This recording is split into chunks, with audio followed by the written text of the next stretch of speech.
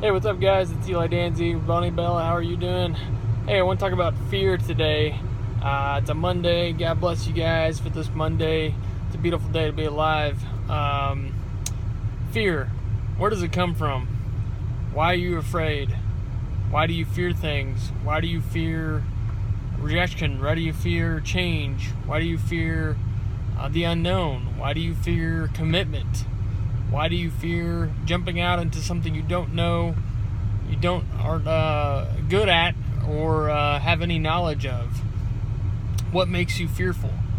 Where does that come from? For me, I believe that it comes from a lack of faith in yourself, it comes from a lack of faith in others, it comes from a lack of faith in God, a higher power, and God is the creator of the world. He is my everything. He's my all.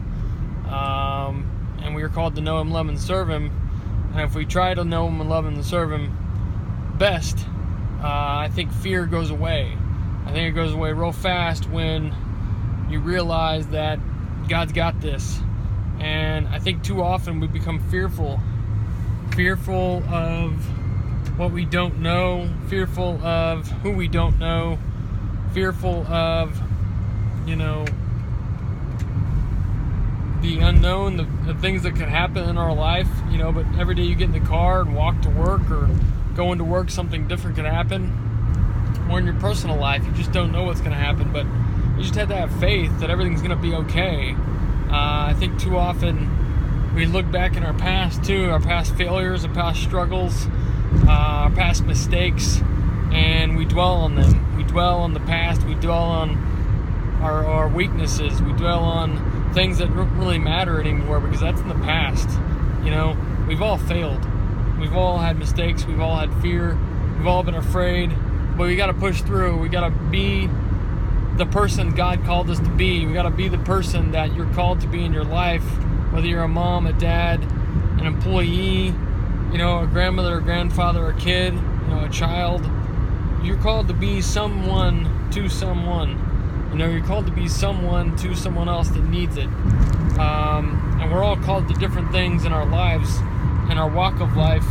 And every single day we talk to people, we see people, we know people, we love people. And you can't be afraid. You can't be afraid to step out and love, afraid to step out of yourself and your own little world and love someone. And so I think that is a part of everything in life. Not being afraid to love, not being afraid to love yourself, number one, because if you can't love yourself and you can't be good to yourself, you can't know yourself, then how are you going to love others and get to know others and get to know, the people that you're called to love and be with?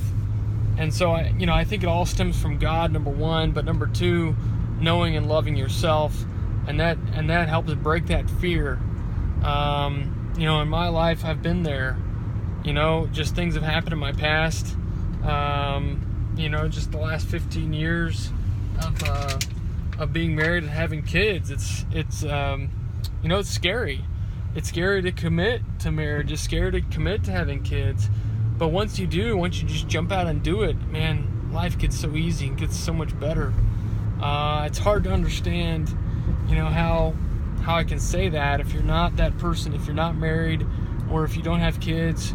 But once you just take that step, man, things get so much clearer because God just works in amazing ways in your life, for your marriage and for your family, when you say yes to Him and not be afraid to make that commitment, not be afraid to have that first, second, third child.